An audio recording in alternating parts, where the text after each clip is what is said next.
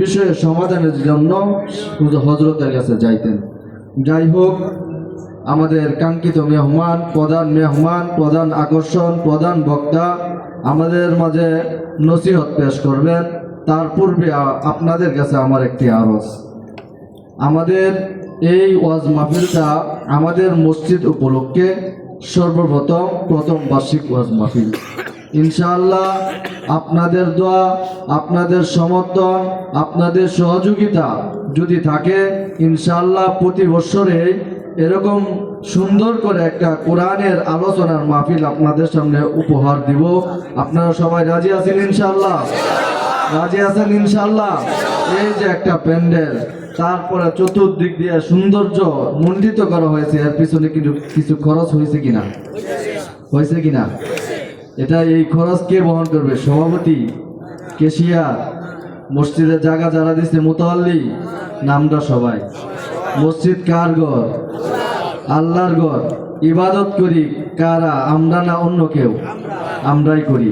হ্যাঁ, তো ইনশাআল্লাহ আমাদের মসজিদটা শুক্রবার অনেক সময় মানুষ সংকলন হয় না, বৃষ্টি বাদলের দিন অনেক সময় আমরা নামাজ পড়তে পারি না, এরকম হয় না আমরা? তা আপনারা কি চান এই মসজিদটা একটু বড় সড়ো হোক, ফাউন্ডেশন হোক? তা আমাদের অর্থের দরকার আছে কিনা? ইনশাআল্লাহ আমাদের কিছু ভাই, আমরা বড় ধরনের কোনো কালেকশন করব না, 5 মিনিট আমাদের ভলান্টিয়ার ভাই আছেন, তারা আপনাদের কাছে যাবেন, যার যা ইচ্ছা, যার যতটুকু সামর্থ্য আছে সেই সামর্থ্য অনুযায়ী ইনশাআল্লাহ আমরা ভলান্টিয়ার ভাইদের কাছে দিয়ে দিব ইনশাআল্লাহ। কেউ কালি হাতে দিব না, কেউ কালি হাতে দিব না। 5 টাকা, 10 টাকা, 100 টাকা, 500 টাকা, 1000 টাকা, যার যত মনে চাই দিয়ে দিব। আর আমি আরেকটা অনুরোধ করি ভাই, যারা দাঁড়ায় রয়েছেন, ঠান্ডা দিন দাঁড়িয়ে থাকে অনেক আরাম লাগে, কিন্তু একটু বৈশাখ এলে শরীরটাও গরম হবে, আমাদের প্রধান মেহমান আপনাদের প্রতি খুশি হবেন। একটু চালু করি ভাই, একটু চালু করি।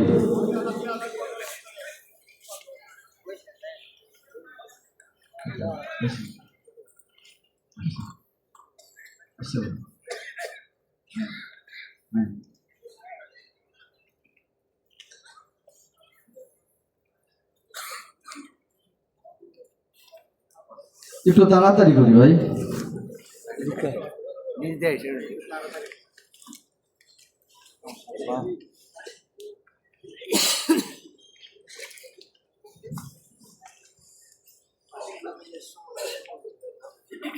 এই পর্যায়ে গুরুত্বপূর্ণ নসিহত পেশ করবেন আলহাজ হযরত মাওলানা হাবিবুর রহমান যুক্তিবাদী। আলহাজ হযরত মাওলানা হাবিবুর রহমান যুক্তিবাদী হযরতকে উনার মূল্যবান নসিহত পেশ করার জন্য সবিনয় অনুরোধ করছি। আসসালামু আলাইকুম ওয়া রাহমাতুল্লাহি ওয়া বারাকাতুহু।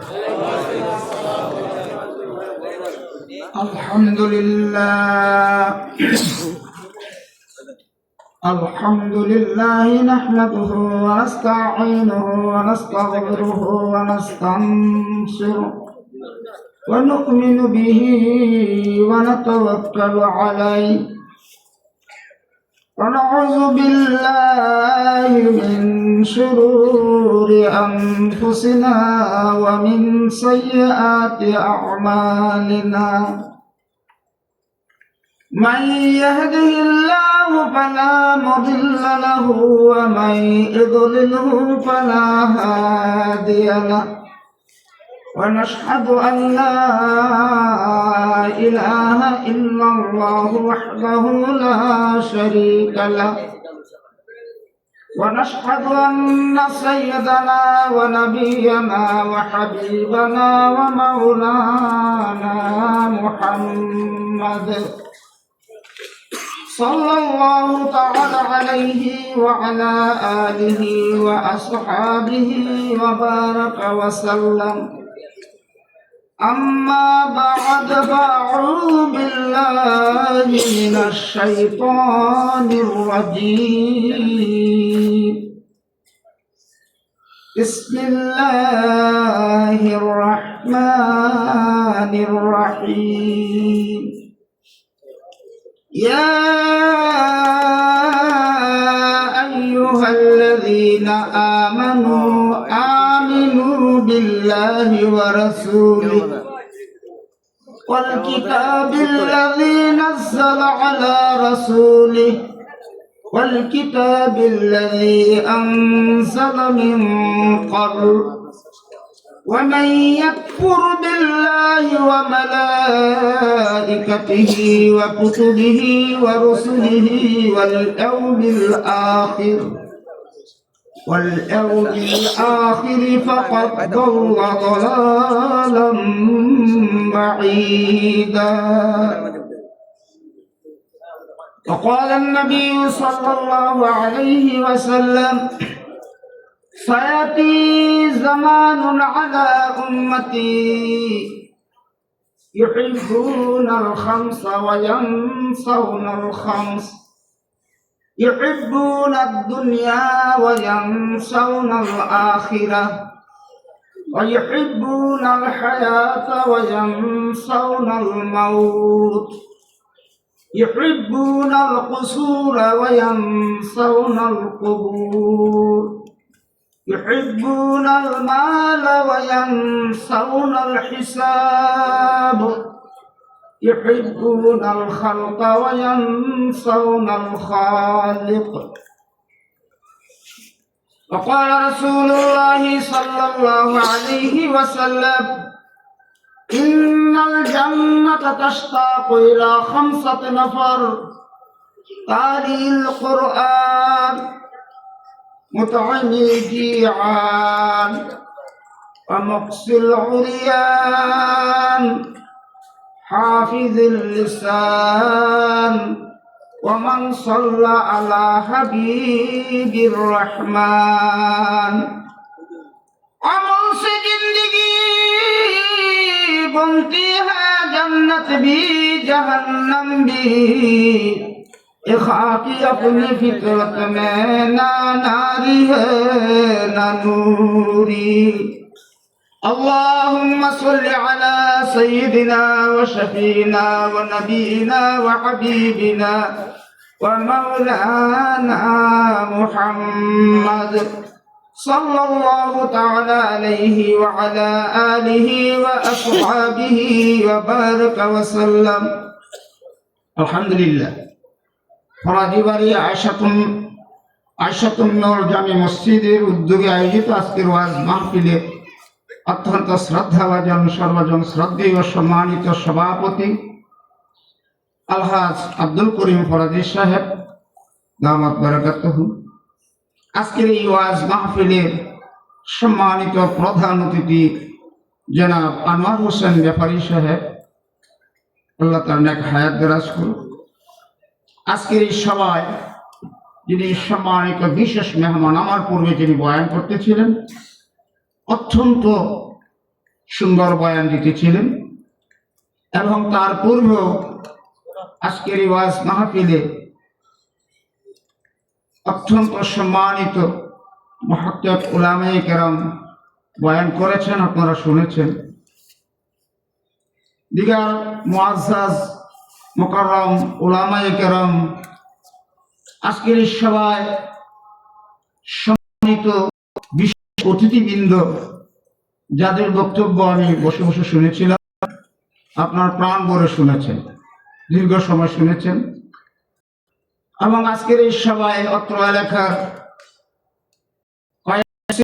আমরা হাজির, বিশেষ করে আমার শ্রদ্ধাভাজন মুরব্বিয়ান, প্রিয় যুবক ভাইয়েরা, পর্দার অন্তরালে সম্মানিত মা বোনেরা এবং বিভিন্ন মসজিদ থেকে আমার সম্মানিত ইমামগণ, মাদ্রাসার সম্মানিত মুদারিসগণ, মুহাদ্দিসগণ এবং তোলাবায়ে দ্বীন, আমরা কয়েক ধরনের মানুষ হাজির হয়েছি।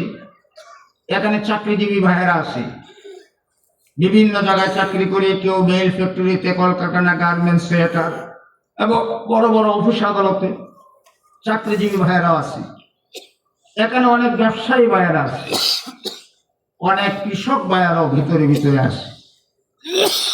এখানে আমার যুবক ভাইয়েরা, কিছু বেকার যুবক আছে, কিছু কর্মঠ যুবক আছে এবং আমার তোলাবায়ে দ্বীন মাদ্রাসা ছাত্র ভাইয়েরা, বিভিন্ন আইম্মা মাসাজিদ, মসজিদের ইমামগণ আছেন।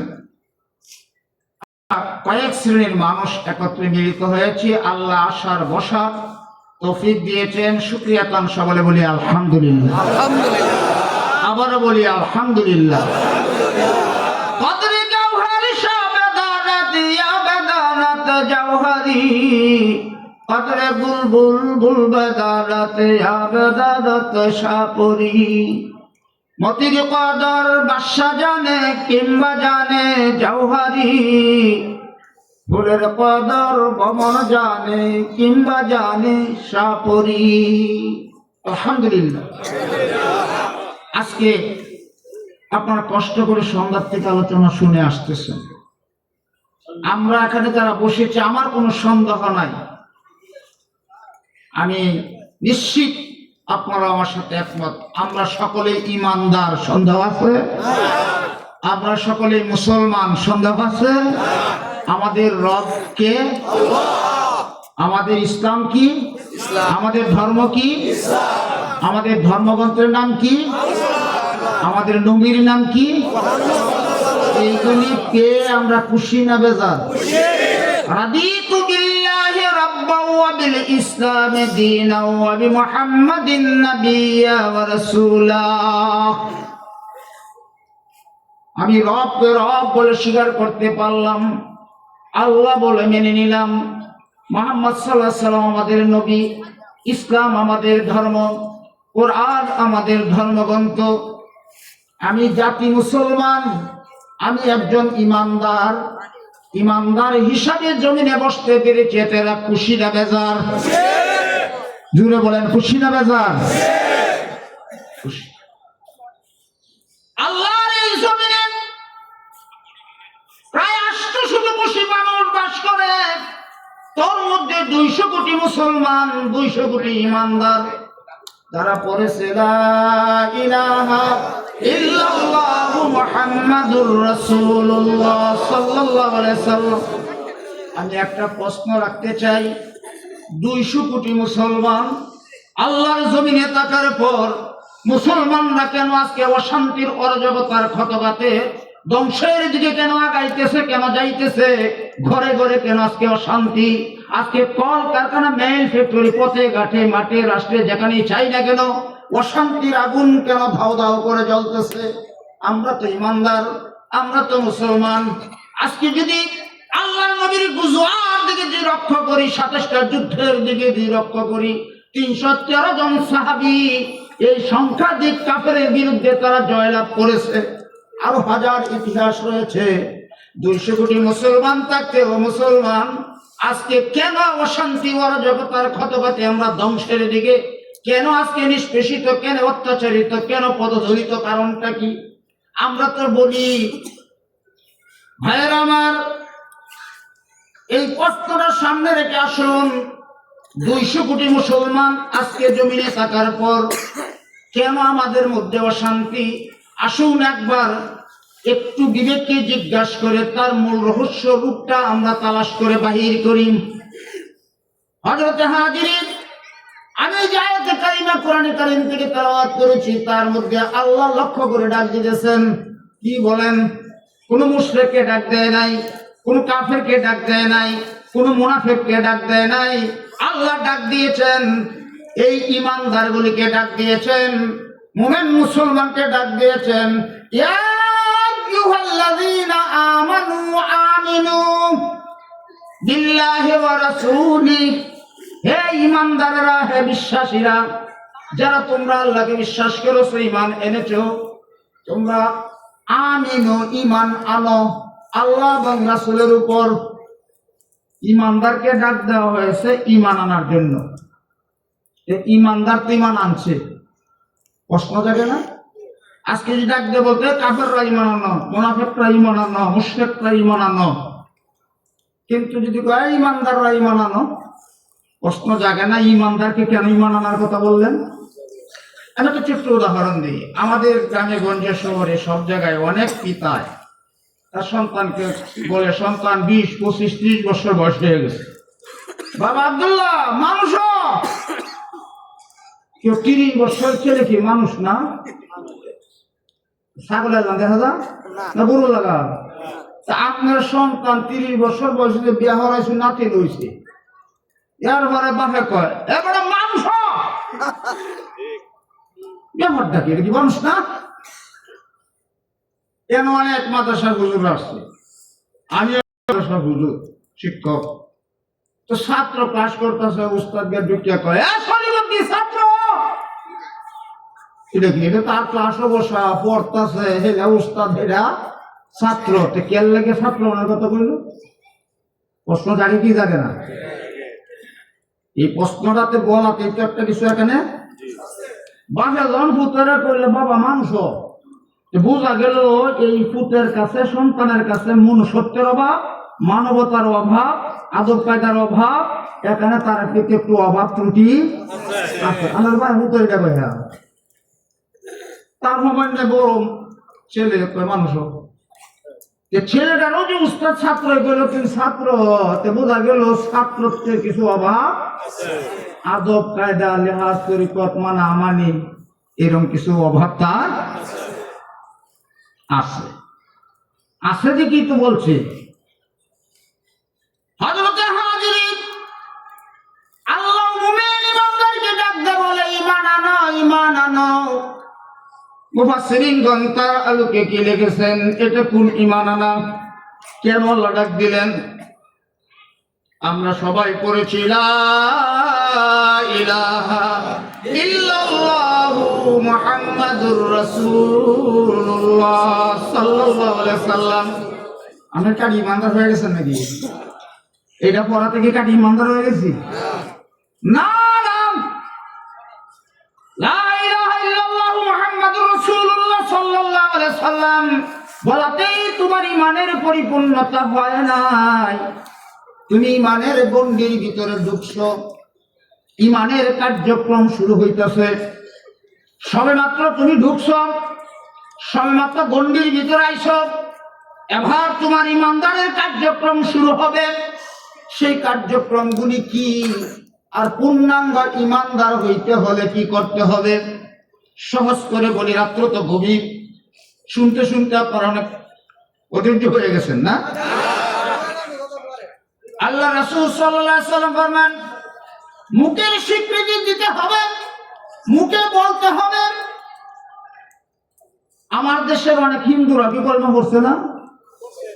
পড়ছে, দাঁড়িয়ে রাখছে, টুপি দিছে লাগাতে, কলমাও পড়ছে, দাঁড়িয়েও রাখছে, টুপিও দিছে, ইমানদার হয়েছে? কেন হয় না? আল্লাহর নবী বলেন, বুখারীর হাদিস, মুখে স্বীকৃতি দিবা লা ইলাহা ইল্লাল্লাহু মুহাম্মাদুর রাসূলুল্লাহ, এই কথাটা অন্তর দিয়া তাসদিকু বিল জিনান, এই অন্তরের দৃঢ়তার সাথে, কিনের সাথে তোমার বিশ্বাস করতে হবে। হিন্দুরা কলমা পড়ছে ঠুট দেয়া, অন্তর দিয়ে বিশ্বাস। আরেকটা বলল, আল্লাহর নবী বলেন, এই যে মুখে স্বীকৃতি দিলা, এই যে অন্তরে বিশ্বাস করলাম, মাথা থেকে পা পর্যন্ত যত অঙ্গ প্রত্যঙ্গ আল্লাহ দান করেছেন, ওইগুলি দ্বারা তোমার জীবনে এই জমিনে বাস্তবায়ন করিয়া দেখাইতে হবে। আমল বিল আরকান, মুখের কথা, অন্তরের বিশ্বাস, তোমার কর্মজীবনে, ব্যক্তিগত জীবনে, পারিবারিক জীবনে, সামাজিক জীবনে, অর্থনৈতিক জীবনে, রাষ্ট্রীয় জীবনে, স্বামী স্ত্রীর জীবনে, পিতা পুত্রের জীবনে, প্রতিবেশীর জীবনে, ভাই ভাই জীবনে, সমস্ত জীবনে, কর্মকাণ্ডে, মুখে যে কথা বলেছ, অন্তরে যা বিশ্বাস করেছ, এইগুলি হাতে কলমে অঙ্গ প্রত্যঙ্গ দিয়া বাস্তবায়ন করে যদি দেখাইতে পারো, তবেই তুমি পূর্ণাঙ্গ ইমানদার। এখন চাকরিজীবী ভাইয়েরা, ব্যবসায়ী ভাইয়েরা, কৃষক ভাইয়েরা, রাজনৈতিক ভাইয়েরা, ও যুবক ভাইয়েরা, আমরা চিৎকার দিয়ে বলতে ভুল করি না। আসুন আমি এই কোরআন আয়াতের আলোকে, আরেকটি হাদিস বলেছি তার আলোকে, বর্তমান সমাজে, এই পৃথিবী, বাংলাদেশের বাস্তবতার প্রেক্ষাপটে আমি কিছু কথা বলবো ইনশাআল্লাহ। আল্লাহ তাআলা বলার এবং আমল করা তৌফিক দান করুন, সকলে বলুন আমিন। তাহলে আপনি কলমা পড়লেন, আমি পড়লাম, ইমানের গণ্ডি ঢুকলাম, রেজিস্ট্রেশন করলাম, নাম লিখলাম, ঢুকলাম, গণ্ডিতে ঢুকে আমার কার্যক্রম শুরু হলো। এখন কার্যক্রমটা কি? এটি লম্বা সূরা ওয়াজ, আমি সংক্ষেপ করব। একজন মুমিন মুসলমানের জন্য সর্বপ্রথম কার্যক্রমের কামটা কি? কোরআন শরীফের প্রথম পাতায় প্রথম পৃষ্ঠায় সূরা বাকারায় আল্লাহ বলে দিয়েছেন কি? আল্লাযীনা ইউমিনুনা বিল গায়বি ওয়া ইউকিমুনাস সালাম। ওয়া ঈমানদার মুসলমান, যখনই তুমি কলমা পড়ে মুসলমান হয়েছো, বিশ্বাস করেছো, বিশ্বাসটাও কি শুধু আল্লাহর উপর বিশ্বাস করলেই হবে না, ইমানকে যদি মজবুত করতে চাও, পূর্ণাঙ্গ ইমানদার হতে চাও, যেগুলিকে অস্বীকার করলে মানুষ ইমানদার থাকে না, আয়াতের শেষে আমি বলেছি। আর এইগুলি ইমানে মুফাসসালের মধ্যে আমরা বলে থাকি আল্লাহর উপর ইমান আনার সাথে সাথে তুমি আর উদ্দেশ্যের উপর ইমান এনেছো। আমরা যা ইমান আনি তা চোখে দেখি না, না দেখার উপর বিশ্বাস করার নামে ইমানদার।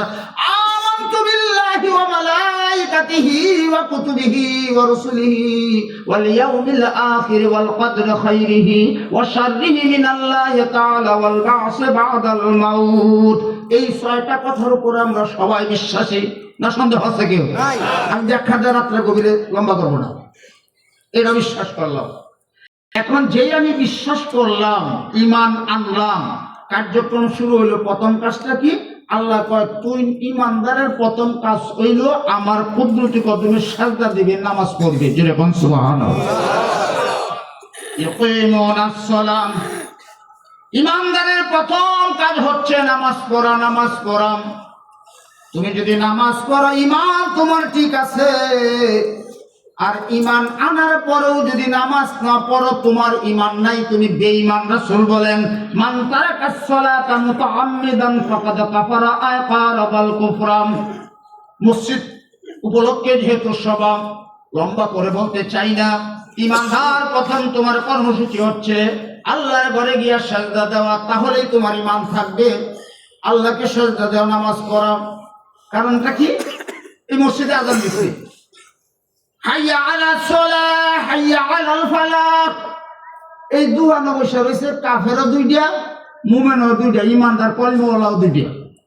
কাফেরও লড়লো না, ইমানদারও লড়লো না। কাফেরও জুমার মসজিদে আইলো না, ইমানদারও জুমার মসজিদে কি আইলো না। রাসূল কয় বাইনাল আবদে বাইনাল কুফরে তারকুস সালাত।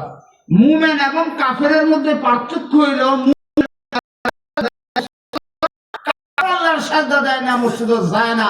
তুই 100 বার কলমা পড়লেও তুই বেঈমান, তোর ঈমান নাই। আসেন প্রশ্নগুলো বিবেককে আমি করব, আপনার বিবেককে আপনি প্রশ্ন করবেন। আজকে হাজার লক্ষ মানুষ এত স্লোগানের পরেও গাছের পাতাও মরে না, মানুষ লড়বে দূরের কথা। কারণটা কি? জোশে আমরা অনেক কিছু করি, কিন্তু আবেগের সাথে সব চলে না। যুদ্ধের ময়দানে একটা সুন্নতের অবহেলার কারণে যুদ্ধে পরাজিত হয়েছে, পরাজয় বরণ করতে হয়েছে। এরপরে সেটা যখন তামাসসুক মজবুত করে ধরেছে, আল্লাহ বিজয় দিয়েছে। আমাদের বিজয়ের প্রতিবন্ধক কি? আসুন আলোচনায় যাই। আমাদের আখলাক, আমাদের কথা, আমাদের কর্মজীবন, আমাদের এই জীবনের সার্বিক কর্মকাণ্ড কোন দিকে, মুখের কথা কোন দিকে, আমি কোন দিকে। দাবি করি মুসলমান, রাসূল কয় কিন্তু মুসলমানই না। দাবি করি ইমানদার, আল্লাহ কয় কিন্তু ইমানদারই না। ইমানদারের কাতার থেকে যে নাম কাটা যায়, মুসলমানের কাতার থেকে যে নাম কাটা যায়, তা আমার মতো এরকম ইমান হারা মুসলমানের, রাসূলের সুন্নাত হারা মানুষের দ্বারা কতটুকু কাজ হবে? আসলে একটু আলোচনায় আগাই। তাহলে দেখা গেল যে আমি মুখেও বলছি, কার্যক্রম শুরু হয়েছে। আমি প্রথম কাজটা হচ্ছে কি? নামাজ পড়া। আপনারা নামাজ পড়বেন, আমি নামাজের ওয়াজ লম্বা করবো না। এটা যদি আল্লাহর হুকুম হয়ে থাকে, মুমিনের প্রথম কর্মসূচি হয়ে থাকে, মসজিদের সভা, এখানে যারা আছেন পিছনে কেলা কি করছেন আমি বলি না, ফজর পড়ছেন কি পড়ছেন, আজকে সবাই এসে পারলে ফজর নাই, কেন নামাজ ওয়াজ শুনতেছে, ফজর সহ নামাজ পড়বে না, অফিস আদালতে জোহর পড়ে না, আসর পড়ে না, এই বিভিন্ন ভাবে কর্মসূচি শুরু হইল। ইবাদত কাকে বলে আমরা বুঝি না। ইবাদত আমরা বুঝি খালি মসজিদে যাও আর আসো, টুপিটা ভালো করে রাখো, মাথার দাড়িটা একটু লম্বা করো, জুব্বাটা ভালো হলে পড়ো, আর মিষ্টি মিষ্টি কথা কইবা, নরম নরম আটবা, তাহলে তো তুই মুসলমান। কখনো নয়। মুসলমান কাকে বলে বুঝতে বুঝতে হবে আগে Islam is complete form of life. ইসলামের একটা সাধারণ জিনিসটা পূর্ণাঙ্গ জীবন ব্যবস্থা যে ইসলাম, সেই ইসলামের ভিতরে নামাজ পড়া আল্লাহর হুকুম, রোজা রাখা আল্লাহর হুকুম, যাকাত দেওয়া আল্লাহর হুকুম, হজ করা আল্লাহর হুকুম, বিবিরা পর্দা রাখা আল্লাহর হুকুম। এটা আল্লাহর হুকুম না? ইবাদত কাকে বলে? এক সেন্টেন্সে বুঝেন। আল্লাহর যত হুকুম আছে সবগুলি মানা, আল্লাহর যত নিষেধ আছে সবগুলি ছাড়া, রসুলের যত সুন্নাত আছে, সুন্নাহ আদর্শ আছে সবগুলি ধরা, রসুল যত নিষেধ করেছেন সবগুলি ছাড়া। আল্লাহ বলেন মা তাকুমুর রাসূলু ফাখুযুহু ওয়া মা নাহাকুম আনহু ফান্তাহু। আল্লাহ জানায় দেয় নবী যা তোমাদের কাছে নিয়ে এসেছেন ওইগুলিরে মজবুত করে ধরো, আর যা তিনি নিষেধ করেছেন তার থেকে অনেক দূরে থাকো, দূরে থাকো, পরহেজ করো, সাবধান, সেই কাজে হাত দিও না। আল্লাহ কয় আমার হুকুমগুলি মান, আমার নিষেধ থেকে বাঁচতে থাক। আল্লাহ রাসূল কয় আমার সুন্নতগুলি ধরো, বেদাত থেকে, আমার সেই বিরোধিতার থেকে, আমার নিষিদ্ধ কাজ থেকে তুমি বাঁচতে থাকো। এবার ছোট্ট একটা উদাহরণ নেই। এখন আমি কলমা পড়ছি, মুসলমান ইমানদার হয়েছি, মসজিদে নামাজ পড়ি, এটা আল্লাহর হুকুম।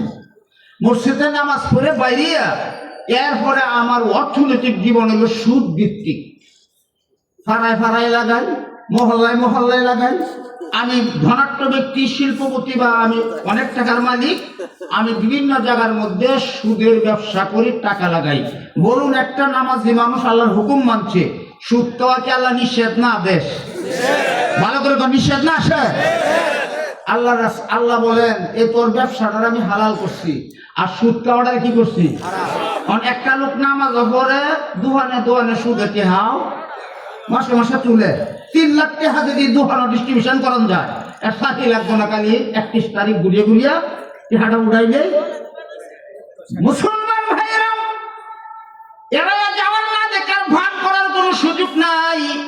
জাতির প্রথম কোথায়, কেন আল্লাহর রহমত, কেন বন্ধ, কেন বরকত নাই, একবার জানতে হবে। আল্লাহ বলেন আহাল্লাল্লাহুল বায়া ওয়া হারামার রিবা। আমি তোর ব্যবসা বাণিজ্যের হালাল করে দিলাম, সুদটাকে আমি হারাম করে দিলাম। নামাজ পড়া আমার হুকুম, মসজিদে এসে তুমি নামাজ পড়ো, কিন্তু সুদ তো আমি হারাম করলাম, হারামটা তো তুমি প্রত্যাখ্যান করলাম না, চাললা না। রোজা রাখা হারাম, আমার হুকুম। রমজানের চাঁদ উঠেছে, সাদেক থেকে সূর্যাস্ত পর্যন্ত রোজা রাখা আমি ফরজ করে দিলাম।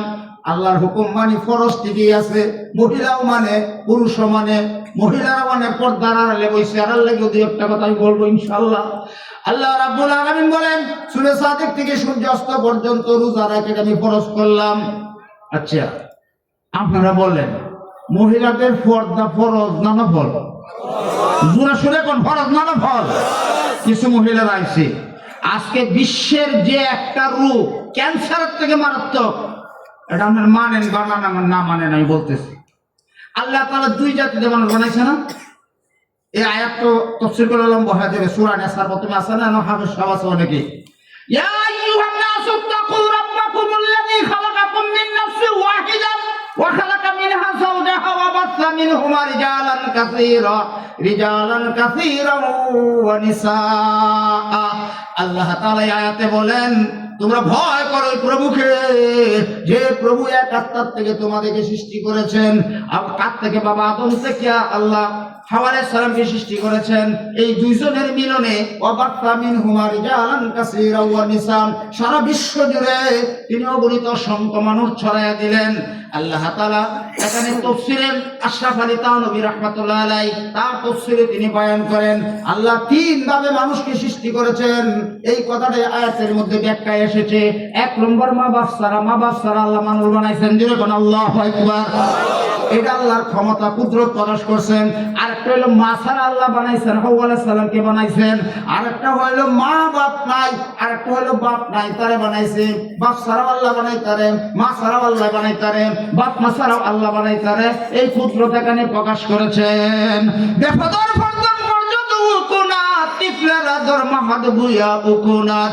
বাপ ছাড়া আল্লাহ মানুষ বানাইতে পারে, দুগ্ধ শিশুর দ্বারা আল্লাহ কথা বলাইতে পারে। জোরে কোন সুবহানাল্লাহ। 3-4টা শিশু দুধ খায়, এরা কথা কইছে, সেদিকে ওয়াজ দেব। এখন কথা এই যে 2 জাতিতে আল্লাহ বানাইছে, বানানের মধ্যে মায়েরা ভালো করে কথাটা শুনবেন, আপনারা শুনুন যে উল্টা পাল্টা কই লাগাইছি দেখ গাজা কই লাগছে। আল্লাহ তাআলা দুই জাতিকে সৃষ্টি করেছেন, একটা নারী জাতি, একটা পুরুষ জাতি। আল্লাহ তাআলা নারী জাতিরে খুব সুন্দর করে বানাইছেন, পুরুষকেও সুন্দর করে বানাইছেন। তবে কথা হইল নারীরা একটা যোগ্যতা দিয়ে বানাইছে, এই যোগ্যতা পুরুষকে দেয় নাই।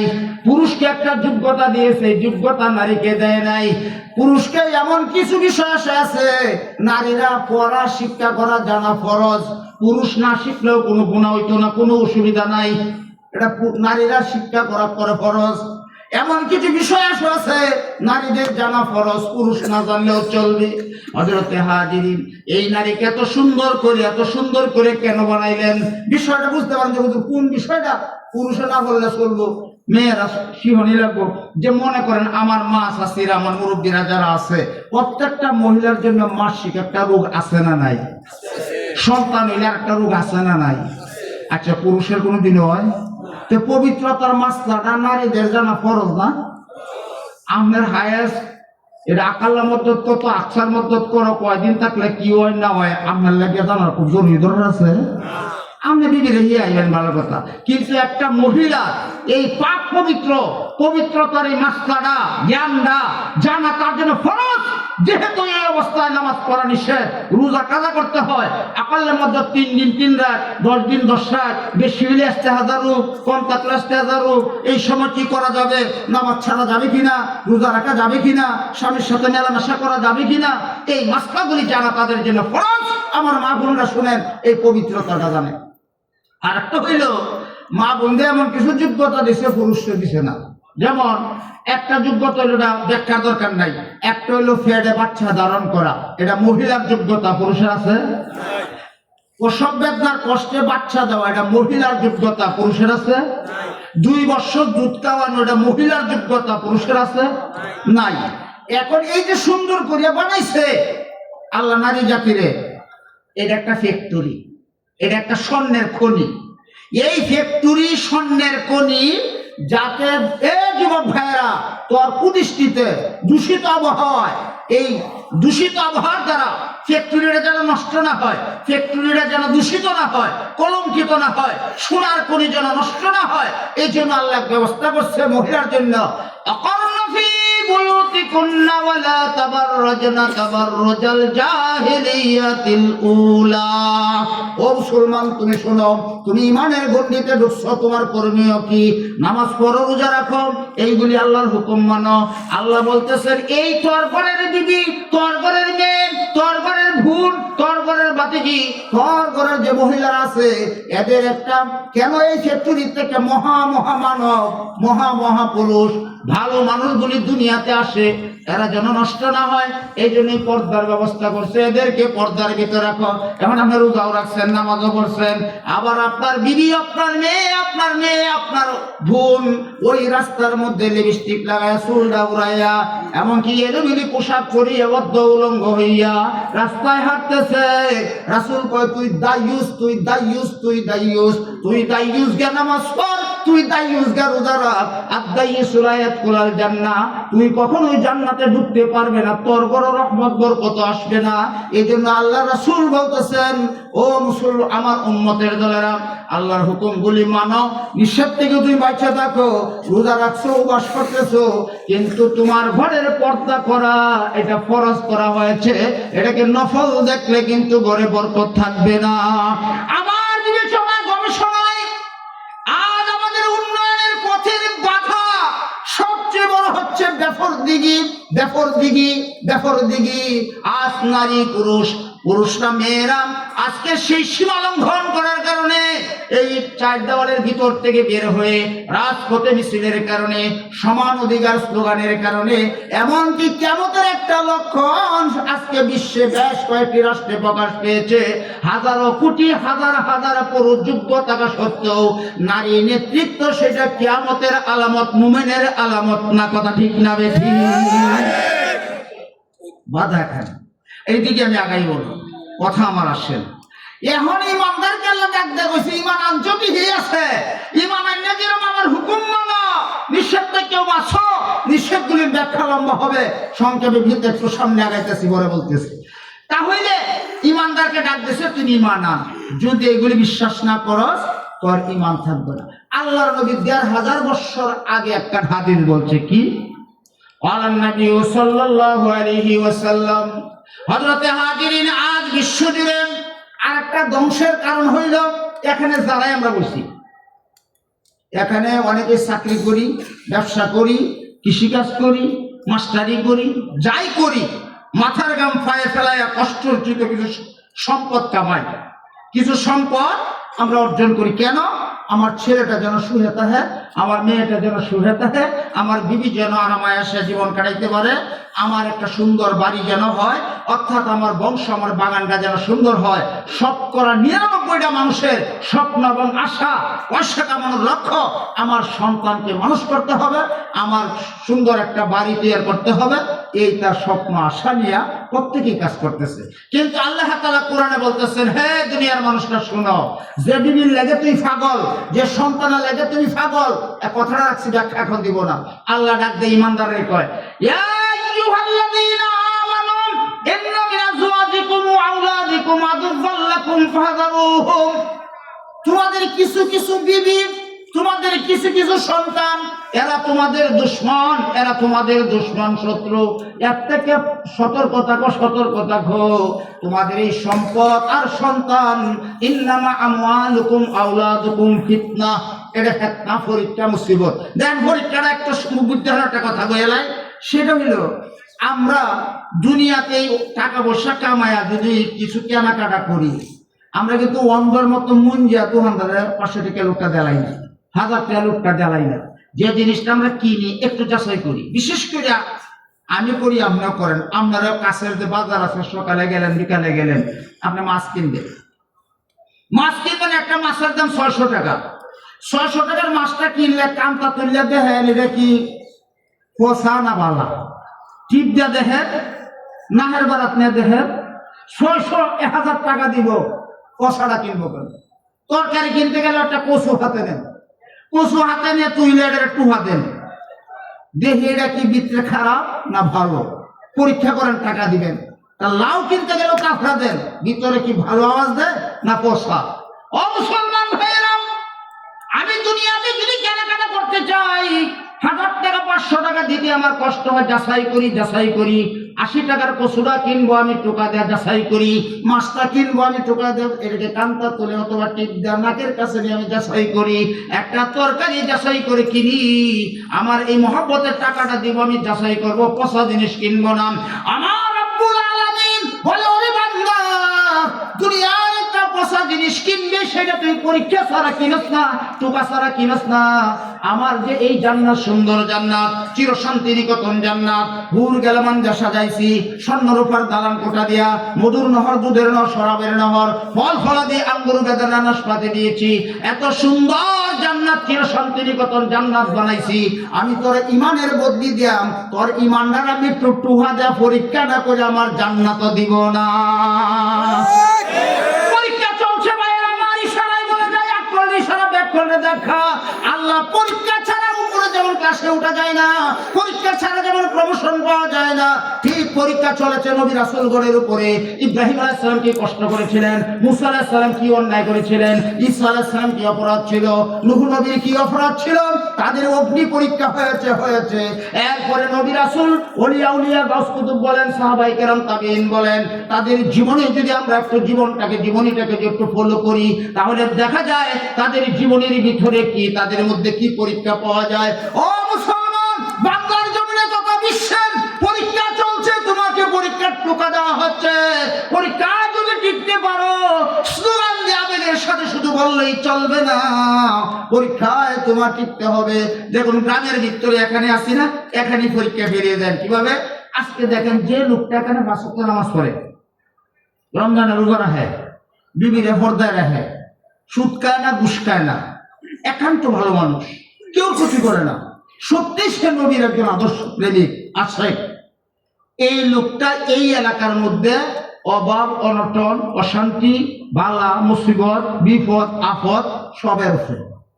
আরেকটি এলাকার মানুষ সুদ খায়, ঘুষ খায়, জিনা করে, নামাজ তো পড়েই না, রোজাও রাখে না, আর বউ রাজপথের মধ্যে নাচে আর দৌড়ে, হাজার অন্যায় লিপ্ত, ইস্যু হ্যাঁ শান্তিতে আরাম আসে, ঐতিহ্য নেতৃত্বের সব দিক দিয়ে আগায়া তিন অংশ কইতেছে ভাই সাহেব বয়স কম হয়েছে না, দাঁড়িয়ে নাই রাখতো না, আমার নামাজটা পড়ে গেল। ইমাম সাহেব মুয়াজ্জিন সাহেব দাওয়াত দিচ্ছে, হ্যাঁ কয় শুনেন আপনার নামাজ আপনি মসজিদে পড়বেন, আমরা 40 বছর ধরে নামাজ পড়ব, আমরা মসজিদ ছাড়ব না, আমরা বউরা তো দেখছি না, কেউ ক্ষতিও করুন না, এত কিছু করার পরে আপনার কালী মন্তাসি অভাব অনটন বিপদ আপদ মুসিবত অসুখ বিসুখ ব্যাখ্যা লাগিয়ে গেছে, আপনার মতো মসজিদও করিয়া থাকি না, আমরা অত এই আলিগুলিও করি না, দাঁড়িয়ে না থাকলেও আমরা নামাজ না পড়লে আমরা ইমান ডাডার আছে, আপনার ইমান দুর্বল, ইমান কি হাসান হ্যাঁ আল্লাহ তো ভালো কাজ করেন, আল্লাহর কাজ করে তাদের বিপদ করে, আমরা যদিও যাই না আমরা ইমানদার। এই প্রসঙ্গে আল্লাহর নবী ১৫০০ বছর পূর্বে আল্লাহর নবী সুন্দর একটা হাদিস দিয়েছেন। ও মুসলমান ভাইরা শুনেন, ইযা রাআইতাল্লাহ আযযা ওয়া জাল্লা ইউতিল আবদা মিনাদ দুনিয়া আলা মাসিয়াতি মা ইউহিব্বু ফা ইন্নামা হুয়া